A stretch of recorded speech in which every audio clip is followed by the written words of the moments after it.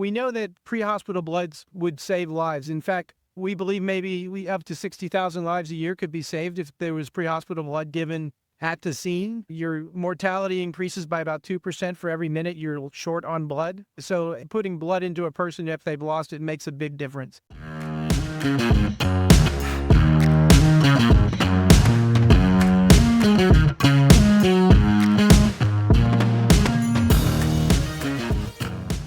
I'm Dan Irizarry. I'm the Chief Medical Officer of TechMed Solutions.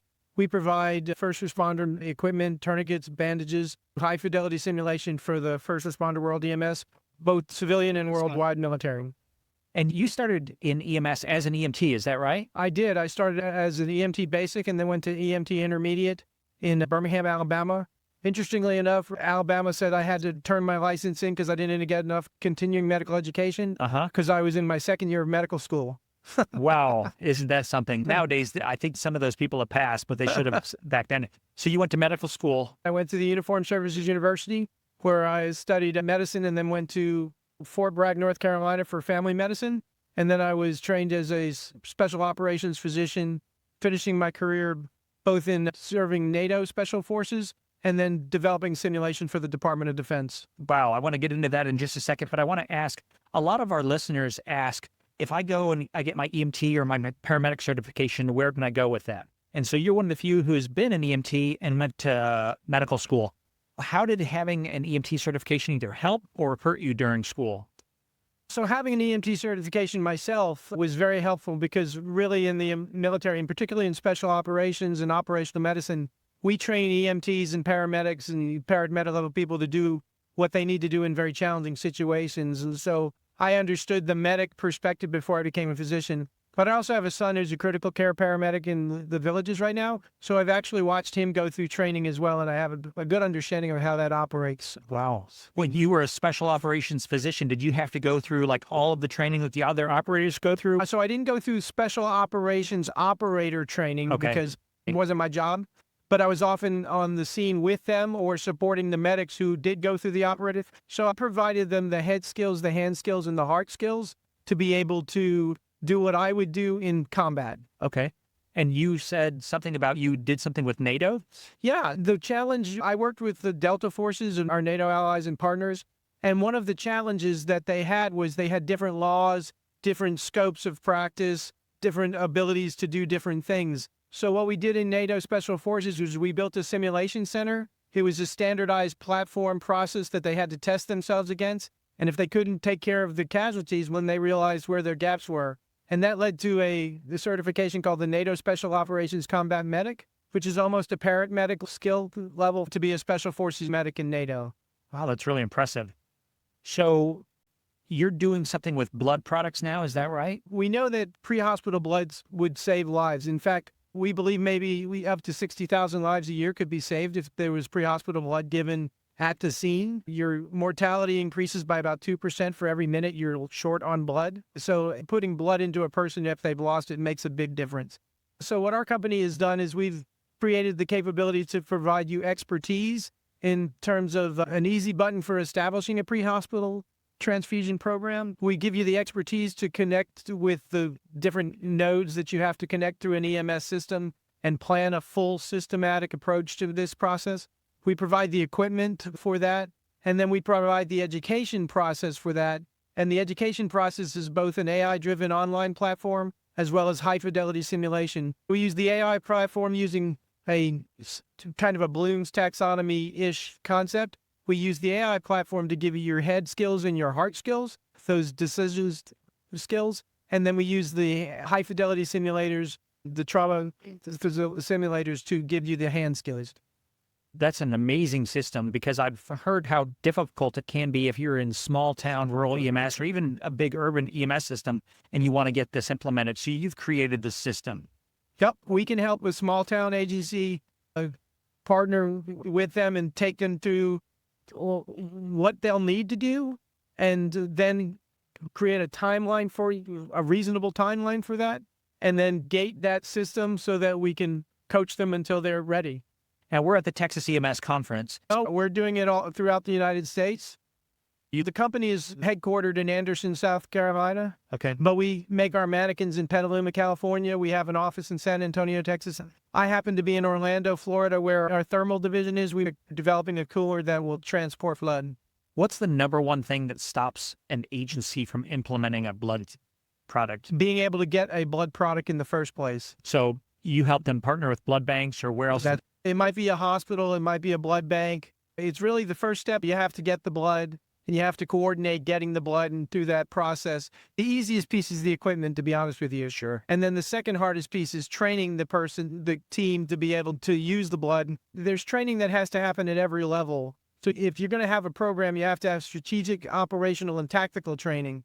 The tactical training is, how do I actually give blood? We have an acronym called STREAM-D that teaches you exactly what you got to do to give blood. That's actually the easiest part. It's how do you manage the system? Or how do you get blood from one place to another? How do you coordinate the resupply processes? All those systems have to be taught too. We teach the whole systematic approach. Looking at it from an EMS system, if you've ever seen the round EMS system program that talks about all the different levels It's all a chain link. And we look at every piece of that process, and then we help the organization see what their protocol addresses within the entire systematic process. how hard is it to get the refrigerators or the coolers needed on the ambulance? Those are easy. It's very easy to, as long as you can purchase them.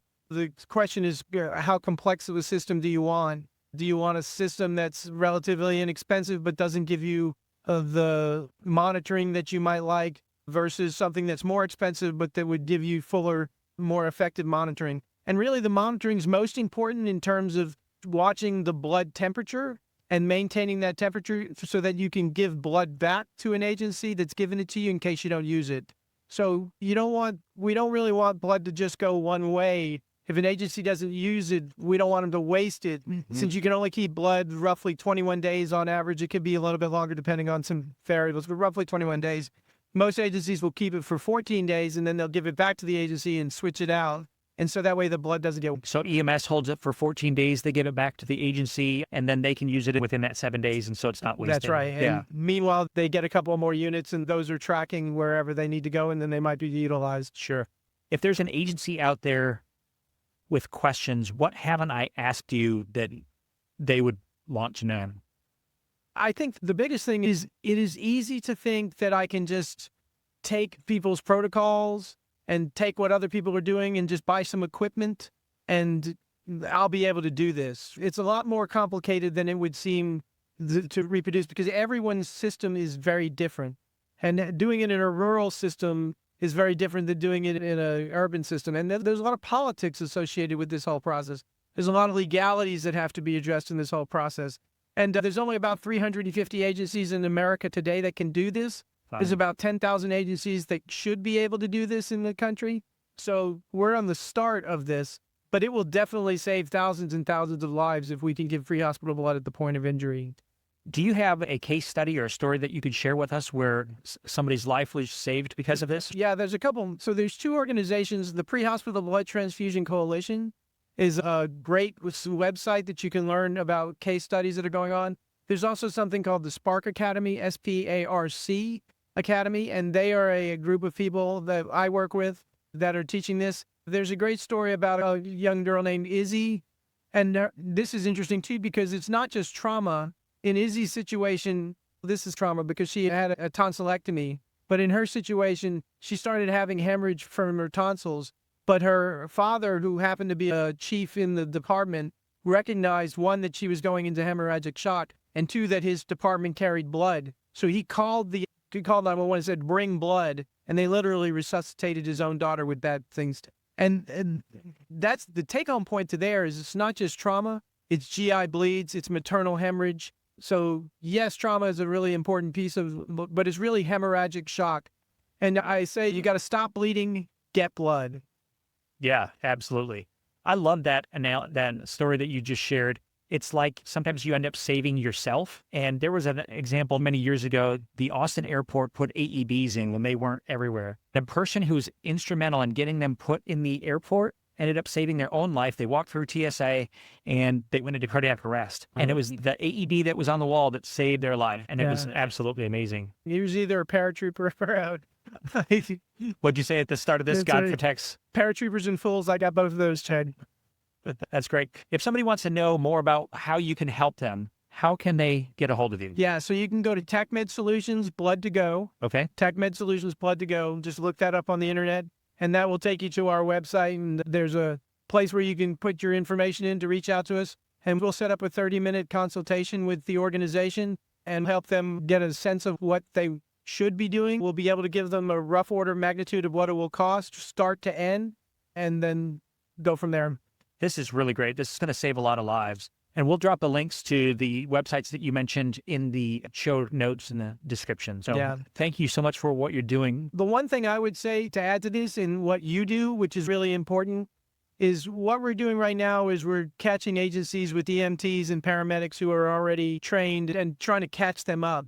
But if you're going to change the system, you have to change the system from the very beginning. And integrating pre-hospital blood transfusion into its curriculum, possibly through a Blood to Go partnership, starts creating the foundational training capability that changes the entire system over time. It's really important that we get this into the EMS schoolhouses like you are. Yes. This is great. Dr. Irizarry, thank you so much for the work you're doing. You're going to save a lot of lives. It's really going to be beneficial. Well, it's not about me. I tell people we sell good products, but we serve great people. Yeah, absolutely. Thank you so much for stopping by today. Thank you for the work you're doing. My pleasure. If you'd like to become an EMT, a paramedic, or even earn your bachelor's degree in EMS from Texas State University, visit emtsacademy.com or scan the QR code on your screen. At EMTS Academy, we train the next generation of EMS professionals from the classroom to the field. Thanks for listening, and remember, the world needs more people who can stay calm, think clearly, and save lives. Until next time, stay safe.